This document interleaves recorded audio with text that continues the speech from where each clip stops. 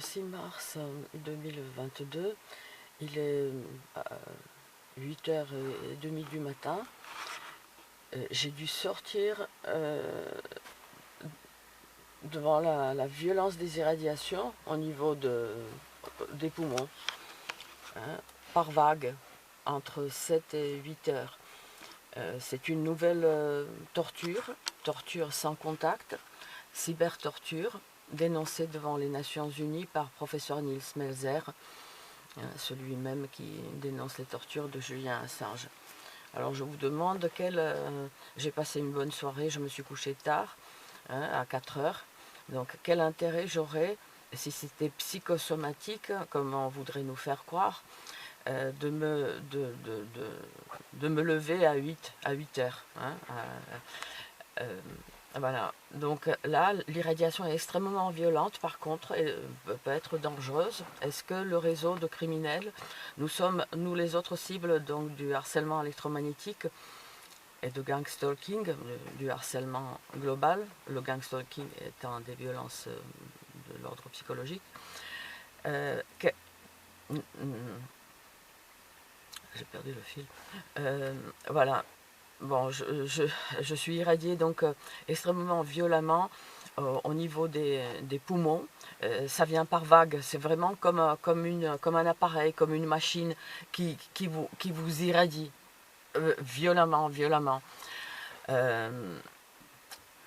C'est une torture plus ou moins récente. Alors est-ce que le réseau de criminels, puisqu'on est entre les griffes des complexes médico-militaires, qui sous-traitent aux firmes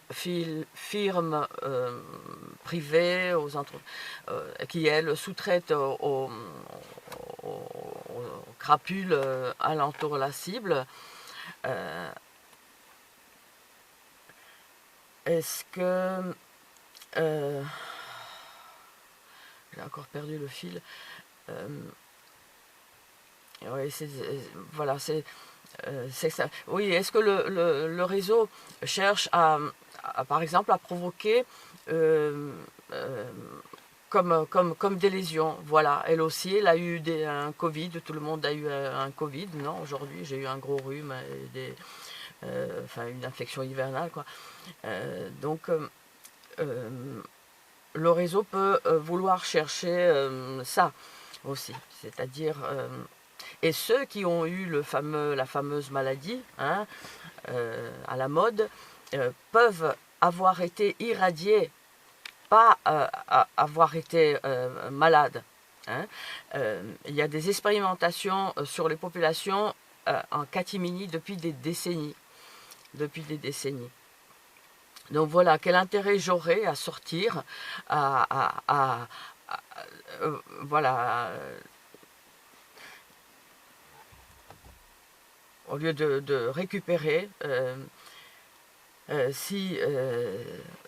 voilà, si je n'étais pas sous l'impact des armes à énergie dirigée, des armes psychotroniques et d'autres dispositifs d'attaque et de torture à distance, torture sans contact. Alors, ces brûlures, le réseau sait que la nuit, je peux pousser une gueulante, stop les irradiations, même si ces derniers temps, bon, j'essaie de me tenir, il y a beaucoup d'enfants dans l'immeuble où je suis, donc je ne veux pas faire peur aux gens, mais j'ai pas envie de me laisser griller non plus. Donc là, ces derniers temps, les irradiations, surtout celles-ci, une brûlure donc d'une violence, ça troue le haut de la poitrine. Ils ont commencé à faire ça ces derniers temps, entre souvent 6 heures et on va dire 7h30, 8 heures. Les jours ouvrables, ça s'arrête, j'ai l'impression, vers les 7h30. Donc il se peut que ce soit des gens qui partent travailler, qui le font. En tout cas, oui, vous n'avez pas de preuves. On n'a pas de preuves, bien sûr, il faut l'inversion de la charge de la preuve. C'est une criminalité militaire. Nous sommes comme des enfants de 5 ans face à un adulte. C'est une criminalité qui a des décennies. et donc qui a été dénoncé pour la première fois, voilà, devant les Nations Unies en 2020, hein, par le professeur Nils Melzer. Donc voilà, je ne sais pas si ça filme, je peux pas mettre la pause. Donc vous avez, en français, vous avez l'article droit comparé du harcèlement électromagnétique. Droit comparé, c'est-à-dire ce que les droits internationaux, comment ils traitent ce harcèlement électromagnétique. Et qui en France, madame, ça n'existe pas. Voilà, ça existe. Voilà. Les Russes ont interdit les armes électromagnétiques en 2000, dans les années 2000. On peut les posséder, mais on peut pas les transporter. Ce qui, au fond, est intelligent, parce que lorsque la personne se sert peut-être de cette arme, on peut peut-être plus facilement la détecter. Enfin, j'en sais rien, je sais pas, je m'étais posé la question. Pourquoi l'interdiction de la circulation seulement? Pourquoi pas l'interdiction totale, hein? Nous demandons, nous autres cibles, il y a une association à Paris, il y a une association russe, dont le nom m'échappe maintenant, qui demande l'interdiction de ces armes, qui a fait des courriers dans ce sens-là aux dirigeants européens, puisqu'il s'agit d'une criminalité internationale, couverte par le secret défense. Hein. Il s'agit des opérations spéciales, des opérations occultes, des services secrets.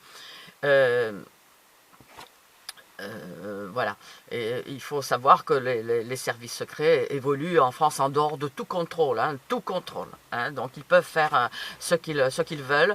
La torture est interdite. Donc le fameux article droit comparé du harcèlement électromagnétique, nécessité d'une loi française, il n'y a pas nécessité, la torture est interdite. La torture est interdite.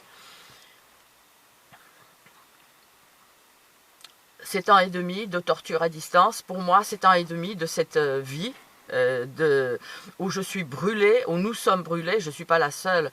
Hein. Il y a, je pense là à Jo en Moselle, qui est brûlé, lui, de l'intérieur, depuis bien avant le Covid. Hein.